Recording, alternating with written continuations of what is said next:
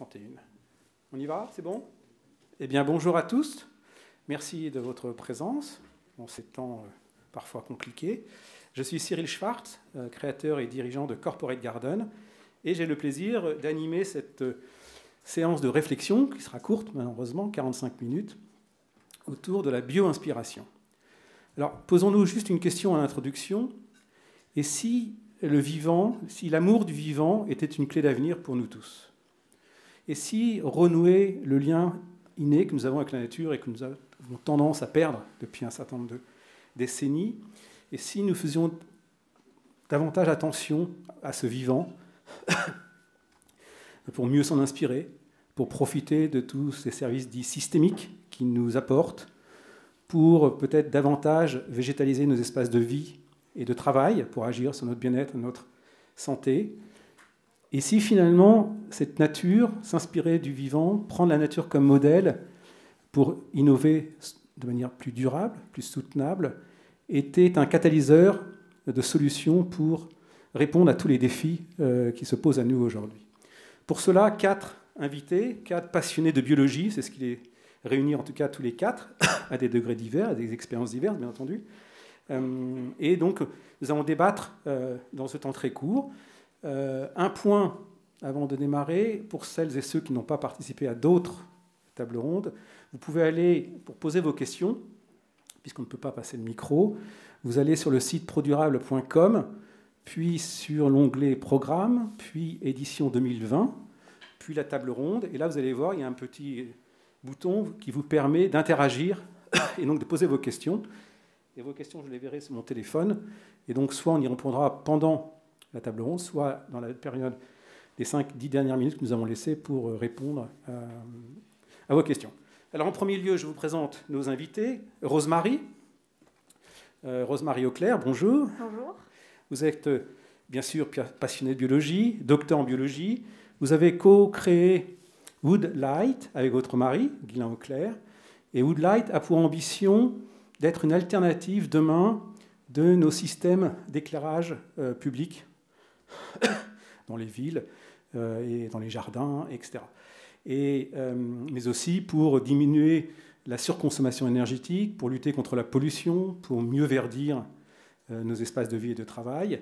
Et vous développez, ce que vous m'avez expliqué très justement, des plantes bioluminescentes, c'est-à-dire qu'elles sont elles-mêmes source de lumière. On y reviendra tout à l'heure. Guylain Grave, monsieur qui est le deuxième, le premier, de ce côté-là, de l'autre côté. Guylain est designer, passionné de biologie depuis l'âge de 4 ans, je crois, vous m'aviez précisé, vous vouliez que je le dise, donc je le dis. Vous êtes diplômé de l'École nationale de création, École nationale supérieure de création industrielle, l'ENSI des ateliers.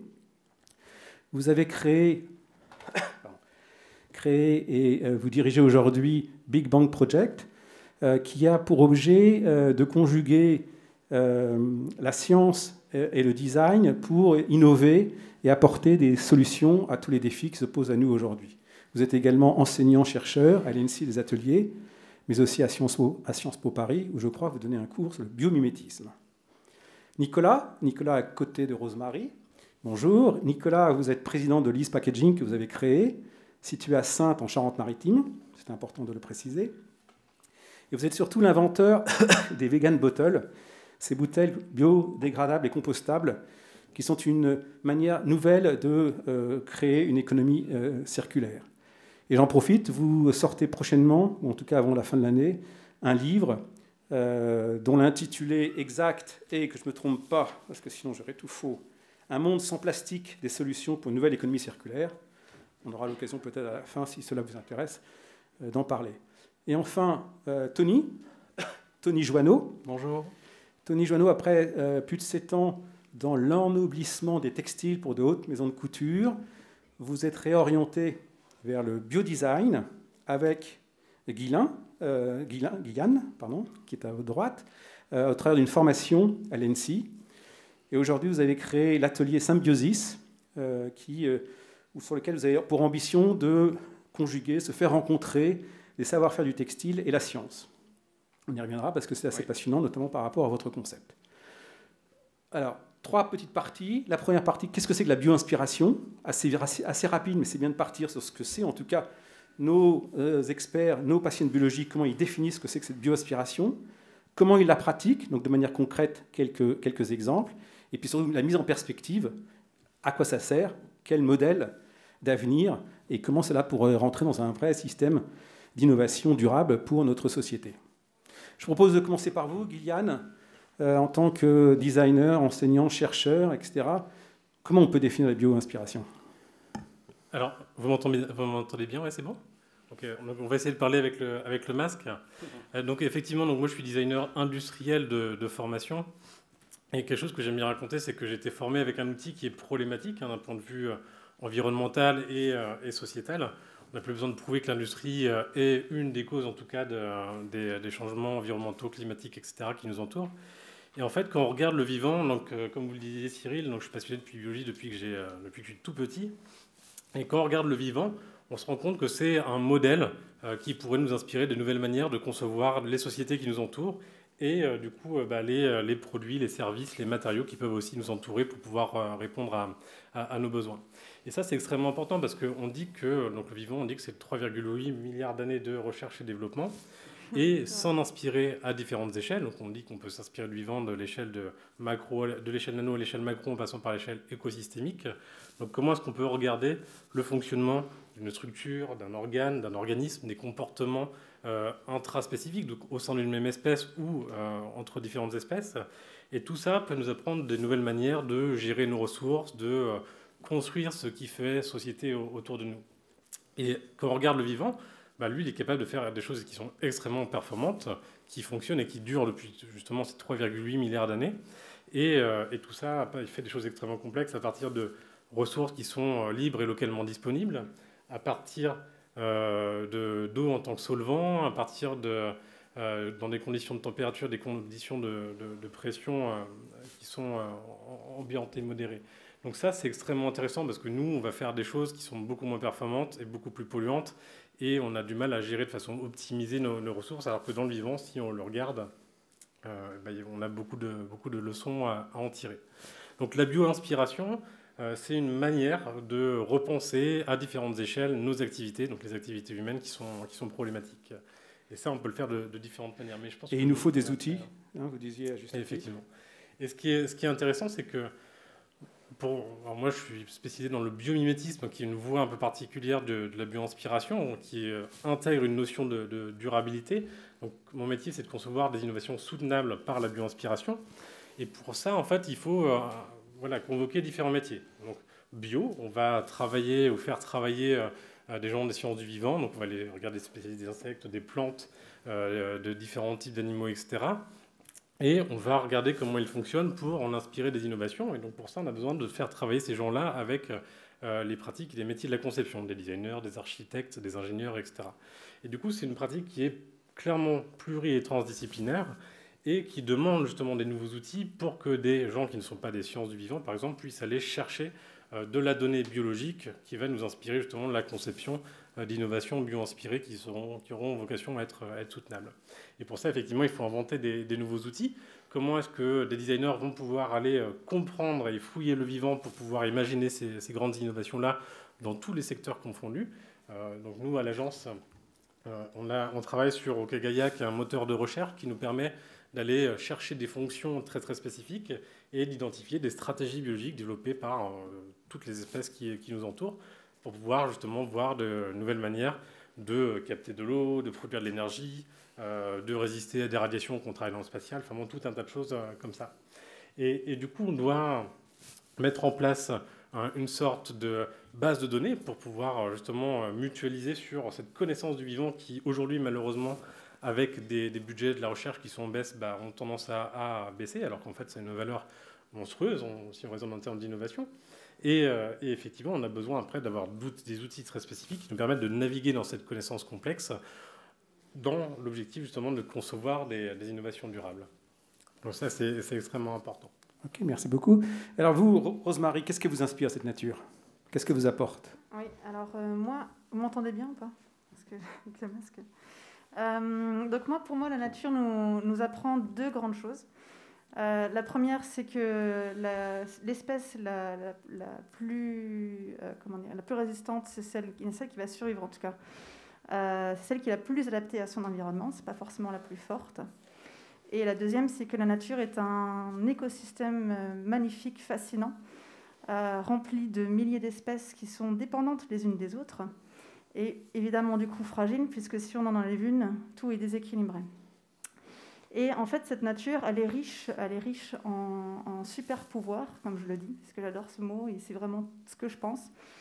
Comme l'a dit Gillian, en fait, la nature a eu 3,8 milliards d'années pour faire les choses parfaitement. Donc il y a plein de ressources, il y a plein de tout est là en fait, tout est devant nous. Il faut en fait s'y intéresser.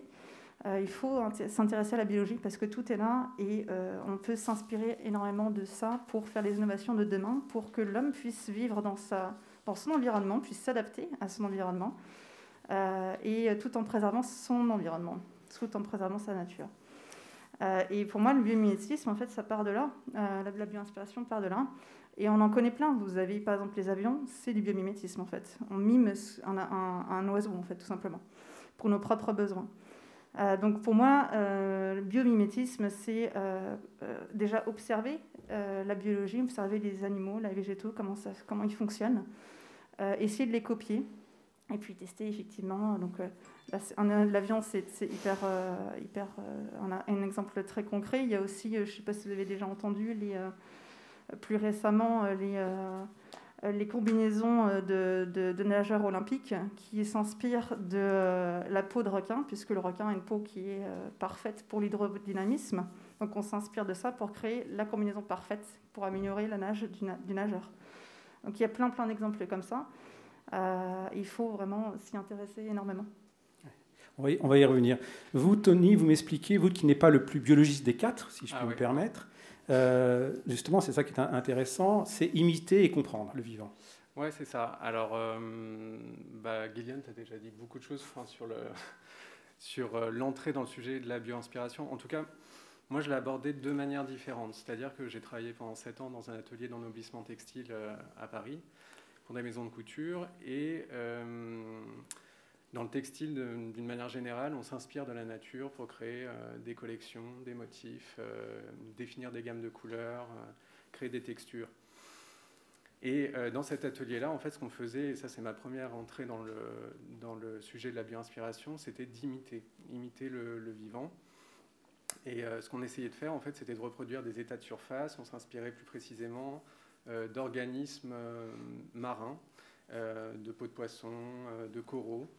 Et en fait, le problème, le souci, c'est qu'on le faisait avec des matériaux plutôt polluants.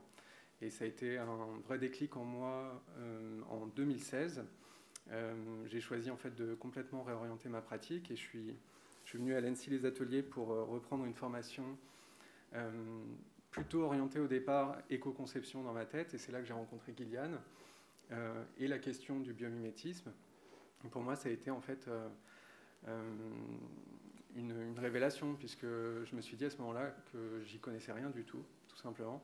Je connaissais rien au vivant et que la deuxième entrée dans le sujet, en fait, ça allait consister à le comprendre les mécaniques du vivant à l'œuvre, voir comment est-ce qu'il fonctionne et voir dans cette logique vertueuse comment est-ce que je pouvais m'en inspirer. Donc c'est ma deuxième entrée dans le sujet, c'est le sujet du biodesign, c'est ce que je fais aujourd'hui avec l'atelier Symbiosis. Mais j'aurai peut-être l'occasion d'en parler un peu plus après. Alors, Nicolas, en conclusion, qu'est-ce que la nature vous inspire ? Écoutez, moi j'ai beaucoup travaillé sur l'éco-conception et il y a une tendance de travailler sur des ressources renouvelables. Et c'est vrai qu'à partir de la nature, on peut faire beaucoup de choses.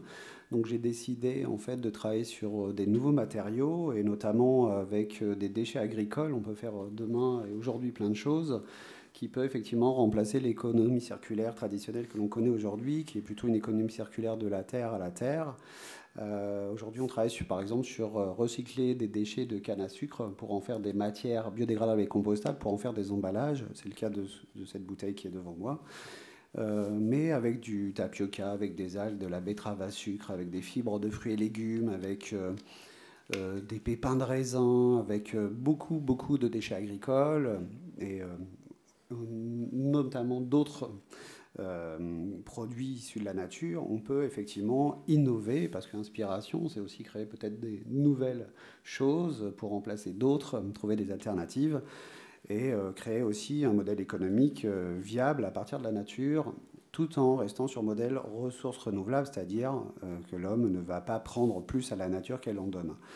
Donc ça, c'est très important.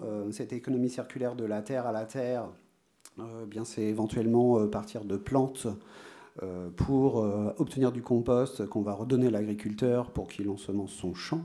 Donc on peut faire des boucles fermées très proches du consommateur sans forcément que ça soit très coûteux pour la collectivité sur cette mise en place. Et ce qui est très important, c'est qu'on peut énormément innover en étant vraiment sur la même filière. Quelqu'un qui va créer des choses avec des déchets de bananes va pouvoir aussi les mélanger, puisqu'il va pouvoir se retrouver au même endroit au niveau de la valorisation que quelqu'un qui fait des choses avec, par exemple, des noyaux d'avocat. Une entreprise mexicaine que je connais bien fait des pailles à partir des noyaux d'avocat pour remplacer les pailles en plastique notamment. Donc on parle aussi de recyclage en amont et pas forcément à la fin. Et ça, c'est très intéressant. Et je pense que la nature nous permet pas mal de choses à ce niveau-là. On va y revenir, mais Rosemary, dites-nous, c'est bien d'avoir défini ce que c'est, cette source sans limite que nous procure la nature. Mais vous, comment vous êtes venu à développer une activité autour de la bio-inspiration ? Parce que l'anecdote est intéressante, je trouve. Oui. Alors du coup, nous, avec mon mari, on est donc biologiste, comme que Cyril nous l'a présenté. Donc à la fin de notre doctorat, on a fait simplement un voyage aux États-Unis, et notamment à New York.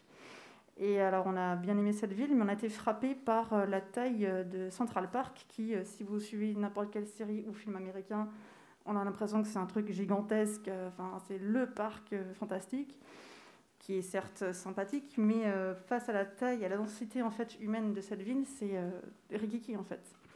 Et à part ce parc, il y a pratiquement pas d'arbres en fait. Donc on est face à du béton, du verre, très beau building, mais on s'est dit waouh. Les humains vont forcément être dans des villes de plus en plus grosses, c'est notre évolution, c'est comme ça, hein. L'activité humaine se fait dans les villes, les villes vont être de plus en plus énormes. Donc, comment on peut faire pour vivre dans ces villes de manière durable, avec un bien-être aussi, parce que moi, c'est presque oppressant quoi, de ne pas avoir de verdure. Donc on s'est dit, nous, en tant que biologistes, comment on peut faire pour mettre aussi notre pierre à l'édifice pour avoir des villes de demain plus agréables, plus vivantes, retrouver ce lien homme-nature qu'on est en train de perdre, en fait, qu'on a perdu au fil et à mesure des années. Et donc c'est comme ça en fait qu'est venue l'idée on a regardé en fait dans la nature, on s'est dit mais en fait il y a plein, comme je l'ai dit tout à l'heure, plein de super pouvoirs, dont un qui est fascinant, qui est la bioluminescence. Si vous avez déjà vu des lucioles, c'est de la bioluminescence. Donc la nature a créé de la lumière, ce qui est quand même, je trouve, assez fascinant.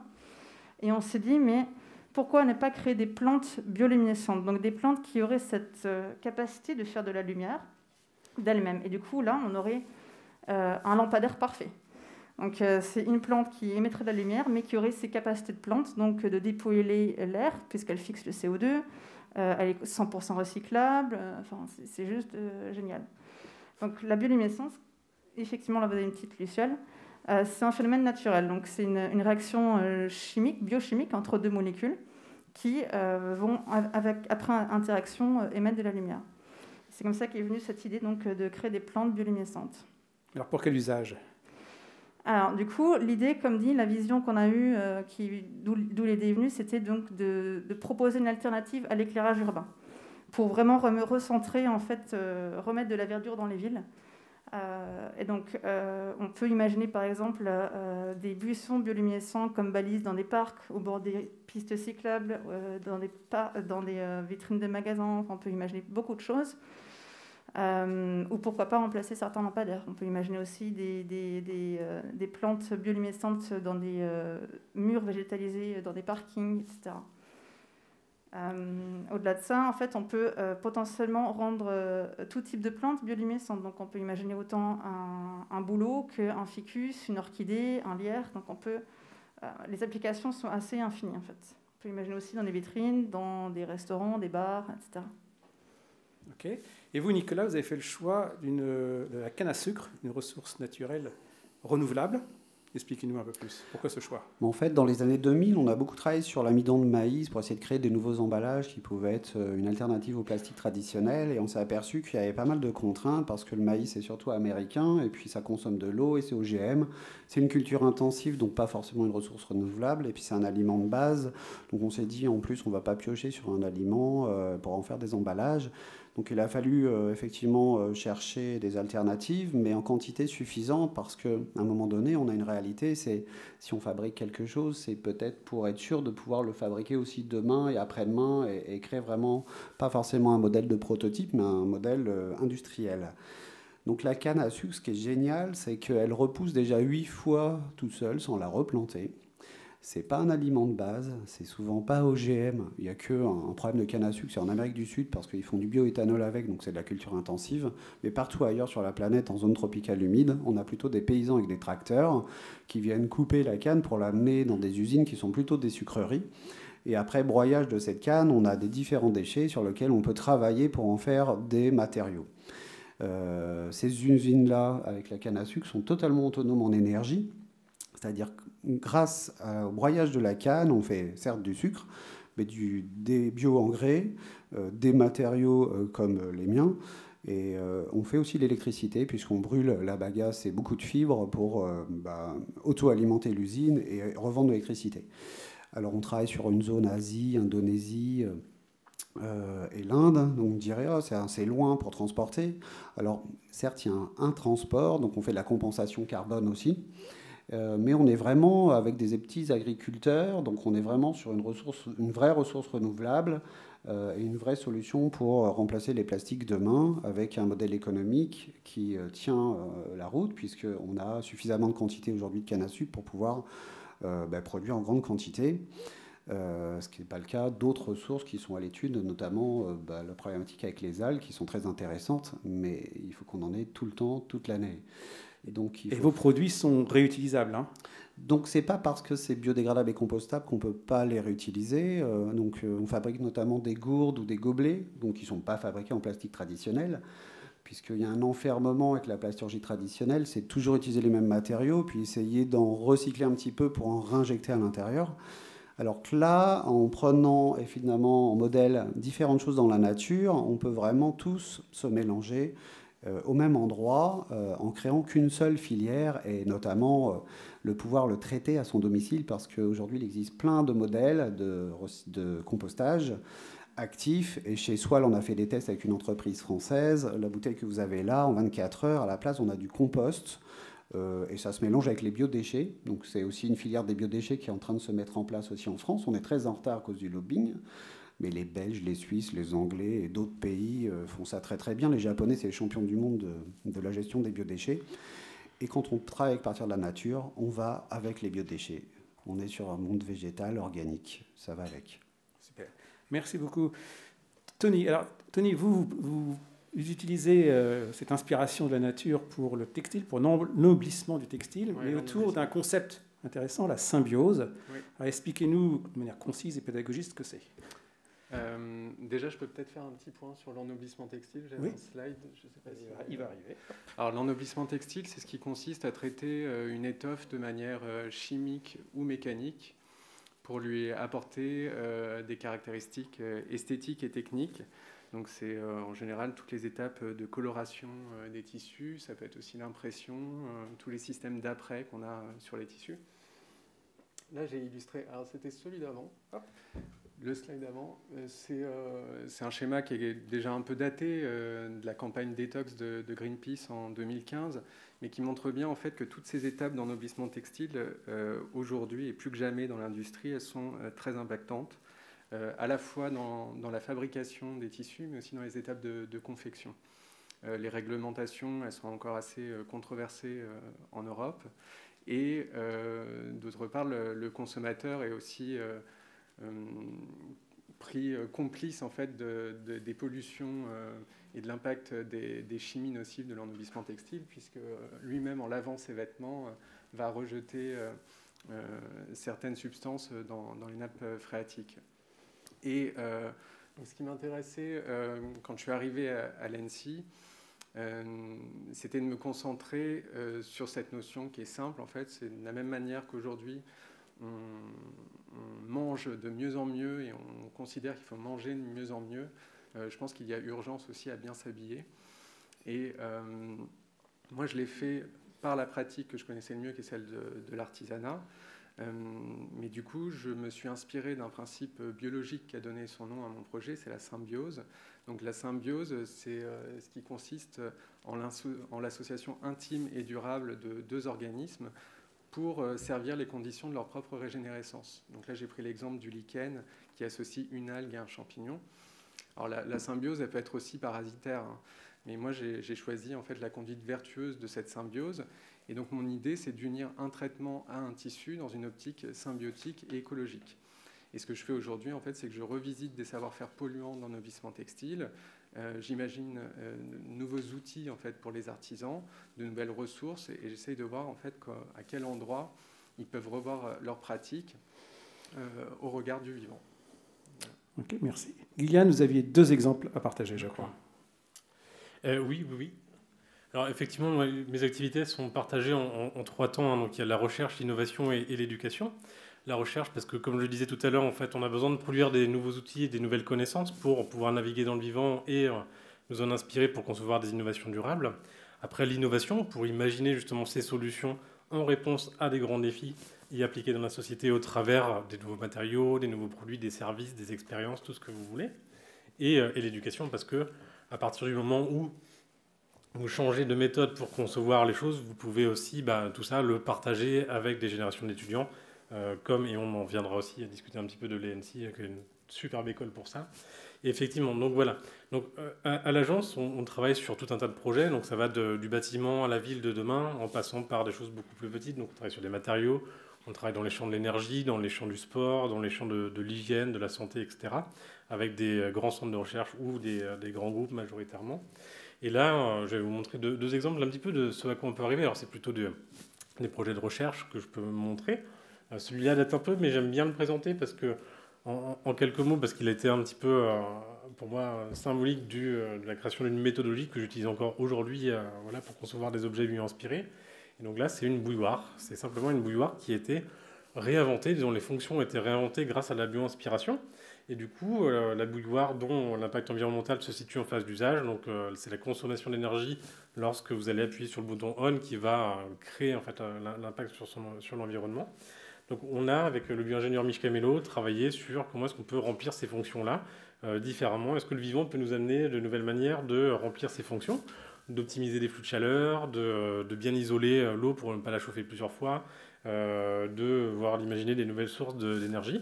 Et en s'inspirant d'abord d'une centaine d'espèces différentes, puis, parce qu'on a dû les filtrer, il faut les filtrer, ces espèces-là, on ne gardait que les plus pertinentes, on n'en a conservé que 4, et en nous inspirant du fonctionnement du poil de l'ours polaire, de la structure du bec de toucan, de la structure de la termitière, et de la structure de la coquille du nautile, qui est un animal marin qui segmente en compartiments sa coquille pour pouvoir remplir plus ou moins.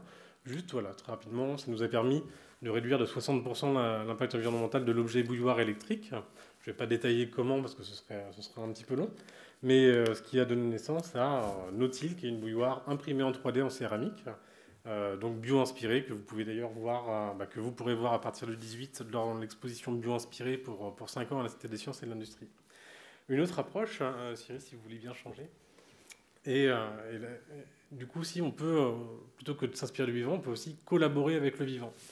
Et collaborer avec le vivant, c'est aussi une approche qui est intéressante, parce que, comme dans ce projet-là, on peut avoir des choses qui sont produites localement, à température, à pression ambiante, etc. Donc là, ce que vous voyez ici, c'est un projet qui s'appelle Grodius, qui nous permet, grâce à l'action en fait, de 24 types de bactéries et levures différentes, de recycler localement des déchets organiques pour les transformer en matière flambant neuve, dont on peut contrôler les propriétés grâce à l'ajout de certains additifs naturels.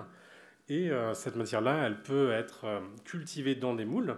Donc les micro-organismes vont transformer les déchets et fabriquer à la surface du liquide dans les moules les bons objets à la bonne forme avec les bonnes propriétés qu'il suffit de faire sécher après pour pouvoir ensuite les utiliser. Donc ça, c'est un projet que j'aime bien aussi expliquer parce que Cet objet-là que vous voyez, c'est un petit peu ce qu'on pourrait imaginer dans nos cuisines demain pour transformer nos déchets organiques de l'habitat en des objets flambant neufs. Mais c'est un projet que j'ai pu mener aussi à plus grande échelle en Inde, voilà, grâce à des partenaires qui, à la demande du gouvernement indien pour substituer les plastiques, nous avaient demandé justement de voir comment est-ce qu'on pouvait transformer les millions de tonnes de déchets organiques générés tous les jours en Inde pour créer des substituts du plastique. Et en travaillant là-dessus, on peut travailler de manière complètement circulaire et de manière systémique. Et c'est ça qui est intéressant aussi, c'est que on formait des gens pour aller récolter les déchets organiques à la sortie d'industrie agroalimentaire, par exemple. Puis on transformait ça, grâce à l'action de ces micro-organismes-là, en différents matériaux qui étaient mis en forme directement par les bactéries, donc bonne propriété et bonne forme, qui étaient utilisés. Et vu qu'on avait de la matière cellulosique, on pouvait recycler à l'infini justement cette matière-là. Donc après, la récolter pour la redonner à dégrader aux micro-organismes pour refabriquer quelque chose d'autre à partir de là et de créer une boucle comme ça extrêmement intéressante et à l'échelle d'une ville pour commencer et puis pourquoi pas d'un pays. Donc ça, c'est en s'inspirant de la façon dont fonctionnent les écosystèmes et de manière circulaire qu'on arrive aussi à imaginer d'autres manières de gérer nos ressources pour créer des objets flambant neufs à partir de nos déchets, pourquoi pas. Merci déjà de ces exemples très concrets. Mais Rosemary, quel avenir pour la biologie dans notre quotidien? Je sais que ça vous tient à cœur, donc Oui, pour conclure pour vous en tout cas. Pour moi, le message que je veux passer, c'est justement, et on voit là qu'il y a plein d'exemples concrets, justement, qui montrent que la biologie nous sert beaucoup. Il faut vraiment la comprendre, l'observer, et tout est là en fait. Il y a plein de super pouvoirs, et effectivement, on peut aussi s'inspirer d'un écosystème entier, comme il a expliqué, une termitière, il y a plein de choses. Et il faut vraiment penser les innovations de demain aussi, je pense, différemment qu'on le faisait avant. Maintenant, on a conscience que des erreurs du passé aussi, hein, on ne pensait pas forcément à la fin de vie d'un objet. Maintenant, on a un peu cette responsabilité-là aussi. Maintenant, quand on va créer un nouvel objet, il faut penser aussi à sa fin de vie. Qu'est-ce qu'il va devenir, cet objet. Voilà, la biologie a plein de ressources là, tout de suite. Elle a testé pendant des millions d'années les choses pour nous. On a juste à s'y intéresser, à regarder et à mimer, à mimer et s'en inspirer. Donc, il y a encore plein de choses à faire. Donc si vous avez des idées, allez-y, parce qu'il y a encore plein de ressources et plein de possibilités encore. Mais justement, Tony, vous dites qu'il faut collaborer avec le vivant. Oui, je rejoins Gillian sur cette notion de collaborer. C'est vrai que qu'est-ce que veut dire en fait collaborer avec le vivant, travailler avec. Donc c'est vrai que la première étape, ça a été de comprendre en fait quelles sont les mécaniques du vivant à l'œuvre pour pouvoir s'en servir de la manière la plus respectueuse possible. Mais collaborer avec le vivant, c'est aussi avoir une vision peut-être plus globale du vivant. C'est à la fois les matières visibles qui nous entourent, mais c'est aussi toutes les matières invisibles. Et moi, ce qui m'intéresse dans mes démarches de création, c'est de tenter de révéler et de sublimer l'invisible à l'œuvre, en fait, dans les processus de création. Donc, je le fais par la couleur, par exemple. Mais j'ai un projet aussi où c'est une recherche qui est quand même assez longue, d'ailleurs, ça va faire bientôt 3 ans que je suis dessus, où je tente de faire dévorer du textile et de créer des motifs sur le tissu avec des insectes. Et en fait, ce type de projet, il est aussi un peu manifeste, en fait. Cette démarche artistique, elle vise à questionner aussi nos rapports de servitude entre l'homme et le vivant, qui contrôle qui et pourquoi. Et je pense que c'est ces questions-là, en fait, qui m'intéressent le plus dans la démarche de biodesign. Ok, mais justement, Nicolas, vous, ce qui vous tient à cœur, c'est de développer une nouvelle économie circulaire de la terre à la terre. Peut-être vous pouvez préciser les contours et les ambitions que vous avez derrière ça. Juste avant, quand on dit collaborer, on voit qu'en fait, on peut vite avec la nature être complémentaire sur les travaux de chacun, ça c'est hyper important. Moi aussi j'ai travaillé sur des insectes pour essayer de faire manger mon emballage avec les larves. Vous voyez, ça c'est assez facile en fait à la fin et chacun a des spécialités qui sont complémentaires, qui peuvent s'imbriquer les uns dans les autres. Et cette économie circulaire de la terre à la terre, c'est vraiment pour sortir de ce problème. Moi, je parle de plastique, emballage et pollution plastique que l'on a. La matière ne convient plus, il faut la changer. On a bien des startups qui s'activent dans tous les sens pour essayer de triturer la matière plastique dans tous les sens, pour la recycler, alors que ce n'est pas recyclable à l'infini du tout. Donc le problème, c'est quand c'est fini, on en fait quoi ? Et je pense qu'avec la nature, c'est jamais fini. On peut toujours trouver une solution, un débouché en fin de vie qu'on ne peut pas trouver sur peut-être des solutions un peu plus polluantes de synthèse ou liées à la pétrochimie en tout cas.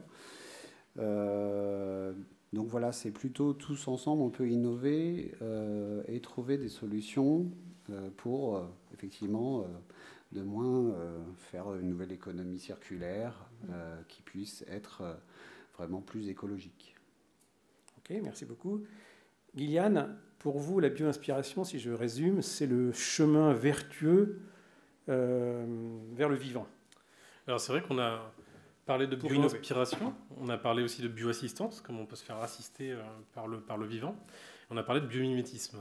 Et du coup, c'est des termes, des fois, on ne sait pas trop ce que ça veut dire. Mais le biomimétisme, c'est, on va dire, je pense qu'on ne peut pas parler de biomimétisme sans parler de Janine Benyus, qui l'a défini déjà il y a un moment dans Biomimétisme, voilà, que la nature inspire des innovations durables, qui était un peu le livre fondateur qui a permis de populariser cette approche-là à l'étranger, mais aussi en France. C'est ce par quoi c'est arrivé il y a à peu près 12 ans en France. Et la bio-inspiration, c'est un chemin, mais c'est le fait de s'inspirer du vivant. La bioassistance, c'est le fait de se faire assister du vivant. Et le biomimétisme, c'est à la fois un aspect, une approche, quelque part, qui est plus une approche philosophique. Comment est-ce que, en s'inspirant du vivant, on va pouvoir justement se reconnecter avec le vivant, ce qui éviter les erreurs qu'on a pu commettre juste avant, pour se dire comment est-ce que dans un environnement qui est extrêmement problématique, avec tous les problèmes environnementaux, climatiques, etc., qu'on connaît aujourd'hui, comment est-ce qu'on peut, en se reconnectant au vivant, justement nous permettre de durer aussi dans le temps, donc de construire des sociétés soutenables. Et en ça, c'est une approche qui est quelque part philosophique, donc c'est intéressant. Et en même temps, c'est le chemin pour y arriver, qui est aussi une méthodologie. Je dis que le biomimétisme, c'est une méthodologie d'éco-innovation par la bio-inspiration. Bien sûr, on intègre la bioassistance, on intègre justement tout un tas de manières de remplir ça pour que notre objectif commun soit rempli, qui est celui justement de reconnecter l'homme à la biosphère. Et c'est ce qui est la finalité justement de toutes ces approches-là. Et sur ces salons comme ProDurable, c'est effectivement des belles approches qu'on peut voir au travers différentes personnes et différents porteurs de projets. Mais surtout, je crois, à travers vos différents témoignages, au-delà de l'avancée scientifique, c'est aussi dans le comportement que chacun peut avoir, de se reconnecter avec notre biosphère, de mieux l'observer, de mieux y prêter attention pour finalement revoir un peu sa relation avec le vivant pour vivre autrement. C'est peut-être un peu ça le message qu'on voulait faire passer. Merci beaucoup. Il nous reste exactement 5 minutes. On aurait voulu le faire exprès, on n'aurait pas réussi. Si cela vous a inspiré, des questions conceptuelles ou très pragmatiques, des interrogations, un témoignage par rapport à un chemin personnel, une expérience. Profitez-en, vous avez 5 experts, 5 passionnés, je vous en prie, monsieur. Oui, bonjour. Merci pour l'exposé passionnant. Je me posais une question pour le coup assez pragmatique, en m'interrogeant souvent, pour avoir accompagné quelques startups autour du biomimétisme, sur les temps de cycle de développement, et 2, sur le fait, alors peut-être que des calculs on va faire comme ça, mais pour aussi répondre à un cahier des charges et à des critères d'exigence qui sont existants aujourd'hui. Je pense par exemple dans le bâtiment, il y a énormément de choses qui peuvent se passer dans le biomimétisme, mais après pour coller aux normes et pouvoir proposer un produit vendu sur étagère, on va dire, il y a quand même beaucoup de temps et d'efforts. Et ça, c'est une interrogation que je me pose sur l'urgence quand même, des solutions qu'il faut apporter dans les 20 à 30 ans et cette contrainte. Je veux bien amener un élément de réponse. Ouais. Alors effectivement, en fait, ce qui est intéressant déjà pour répondre à la première partie de la question, c'est que biomimétisme, donc science et pratique de la conception. Et du coup, déjà, on travaille sur 2 rythmes différents. Le rythme de l'industrie, etc., pour les concepteurs, par exemple, et le rythme de la recherche scientifique. Voilà. Donc on travaille. Moi, j'ai été formé à travailler sur des projets de 6 mois, et je travaille aujourd'hui avec des gens qui travaillent sur des projets qui font 3, 6, 10 ans, une vie, 2 vies, plusieurs carrières d'affilée, etc. Donc ça, c'est des choses qu'il faut réinventer aujourd'hui. Donc, quelle interface on crée entre les métiers scientifiques qui sont intégrés dans l'approche biomimétique et les pratiques de la conception. Et pour ça, effectivement, on travaille sur des nouveaux outils, des nouvelles méthodologies, des nouveaux langages qui permettent de faire travailler ensemble et des nouveaux lieux qui permettent de faire collaborer et coopérer justement ces compétences-là. Et du coup, les cycles se mettent plus en phase aussi parce que dans ces approches-là, la biologie aussi commence à penser comment elle pourrait être appliquée et du coup, on a déjà des cycles plus courts. Donc ça, c'est ce qu'on commence à observer. Et sur la deuxième partie de la question, pour avoir pas mal travaillé à l'échelle de la ville, effectivement, on se rend compte que on va travailler de l'échelle du matériau jusqu'à l'échelle du système, parce que la vie, c'est un écosystème. Et effectivement, le plus compliqué, c'est pas forcément... Ça prend beaucoup de temps, parce que c'est très complexe, parce que ça intègre des usages, et c'est des fois plus compliqué à gérer que de la technique, et ça prend du temps, des fois non pas pour des questions de développement technologique, mais parce qu'il faut faire coopérer justement tout un tas d'acteurs, sans prendre l'exemple, les acteurs d'énergie, avec les acteurs de l'eau, avec les politiques publiques, avec les citoyens, etc. Et des fois, plus que des questions de technologie, ce sont des questions de faire coopérer des institutions qui n'ont pas l'habitude de coopérer, parce qu'il y a des gens de propriété intellectuelle, parce qu'il y a des enjeux de secret, parce qu'il y a des cultures aussi très très différentes. Et c'est d'abord ça sur lequel il faut agir pour réduire, je pense, ces travaux-là. Et bien sûr, permettre l'expérimentation, c'est aussi une chose que on connaît très bien dans le design aussi, hein, expérimenter pour tester. Mais voilà, en tout cas, ça peut faire partie des éléments de réponse. Il n'en reste pas moins que le vivant a son cycle, son propre cycle de germination, de développement et de croissance, n'est-ce pas, Rosemary? À travers vos plantes bioluminescentes. Le premier prototype, c'est combien de mois, années après le début? Presque 2 ans. Ouais. Ouais, c'est très long. La biologie, c'est très long, c'est sûr. Il y a, comme dit, nous, en plus, on parle de plantes, il y a un temps irréductible de pousse qu'on ne peut pas gérer, donc on ne peut pas réduire, en tout cas. Donc, voilà, si on travaille sur un plant qui prend 5 ans à être adulte, ce sera 5 ans, quoi. Donc, effectivement, il faut l'intégrer, et il faut du coup... c'est pour ça que je parlais aussi de vitrines de magasins, etc., parce que notre vision, c'est l'urbanisme, la ville de demain, la smart city. Mais concrètement, pour notre développement de société, il faut qu'on passe par des développements à plus court terme, donc travailler avec des maisons de luxe qui, eux, veulent des produits beaucoup plus petits pour les vitrines de magasins, même si ce n'est pas notre vision de base, mais il faut passer par un chemin un petit peu détourné pour arriver à nos fins, parce que sinon, la société ne peut juste pas vivre, en fait. Mais effectivement, la biologie, c'est long, ouais. Une autre question, il me semble que j'avais vu par là quelqu'un. Allez-y, monsieur. J'ai vu notamment, par exemple, il y a des systèmes de serres qui permettent de créer sur de mini-écosystèmes entre, je sais pas, par exemple, les plantes d'un côté, l'eau, les poissons, etc. Est-ce que c'est ce type de modèle que vous en voyez, est-ce quelque chose qui va se diffuser, où on peut créer des écosystèmes, ou c'est plus quelque chose qui n'a pas vraiment d'intérêt et de sens? Tu veux répondre? Non, mais je viens. Non, mais vas-y. Vas-y. Alors du coup, effectivement, là, on parle beaucoup d'écosystèmes clos, typiquement, d'habitat autonome, ce genre de choses-là. Le problème auquel tous ces apports-là répondent, c'est qu'en fait, on gère mal nos ressources. Et donc, à partir de ce moment-là, il faut les gérer de manière fine et complexe, comme on le fait dans le vivant. Et du coup, on peut s'inspirer des fonctionnements des écosystèmes pour pouvoir justement faire en sorte que tous les déchets d'un habitat, par exemple, deviennent une ressource autour des différents flux, énergie, information, matière, etc. Et ça, c'est extrêmement important. Donc, en fait, on a des gens qui font de la recherche là-dessus pour les applications terrestres. Je travaille pas mal dans le spatial aussi, ou dans les systèmes support vie, on s'y intéresse aussi beaucoup pour d'autres contraintes, parce que c'est une question de survie là-haut. Mais en même temps, ce qu'on y découvre nous inspire de nouveaux systèmes techniques pour imaginer l'habitat de demain, par exemple. Parce que du coup, on va devoir gérer de manière fine et complexe nos ressources. Et donc pour moi, c'est absolument pas anecdotique, c'est une autre façon de penser, parce qu'en plus, de penser à des échelles aussi, parce qu'il ne fait aucun sens de cultiver des ressources alimentaires, par exemple, à l'échelle d'un petit habitat pour une famille, alors qu'en fait, il y a des choses qui vont devoir être autonomes à l'échelle de l'individu, d'autres à l'échelle du petit collectif, du moyen collectif, etc. Donc en fait, c'est une construction systémique qui doit être expérimentée à différentes échelles pour pouvoir justement gérer ces problématiques écologiques, notamment via la construction d'écosystèmes clos ou d'habitats autonomes, par exemple. Une dernière question avec une réponse rapide, si quelqu'un souhaitait... Alors s'il n'y a pas d'autres questions, peut-être redonner la parole à Nicolas, parce que justement, on dit que c'est très long, mais vous travaillez directement avec de la canne à sucre, donc c'est immédiat, je dirais. Alors chez nous, c'est très rapide. Ouais, voilà. On est vraiment en mode start-up, c'est-à-dire que vous m'apportez, je sais pas, un nouveau coproduit, un déchet agricole. Je pense qu'en quelques heures, on vous a créé un emballage avec. Je pense qu'il n'y a que les start-up qui sont capables de se mettre dans ce mode-là avec des compétences très fortes sur le métier. Et la lenteur vient surtout des cahiers des charges des grands groupes.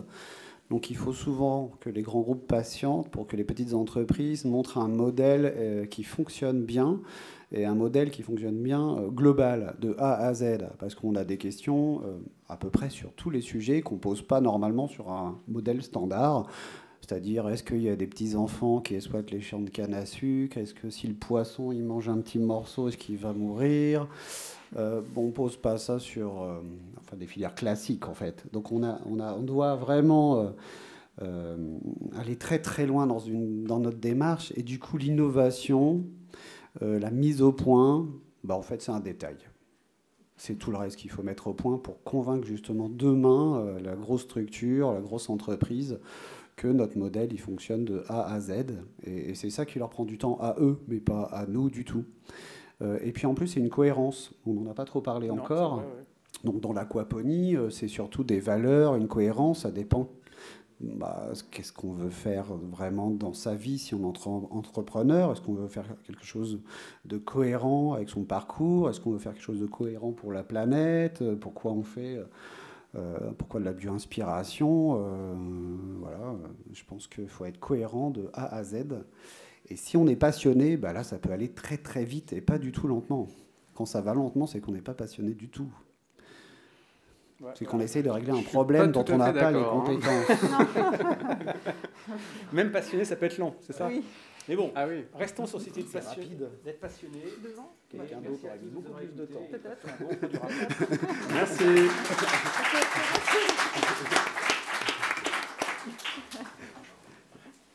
Vous voyez ce que je veux dire? J'ai l'impression de dégouiner. J'ai l'impression de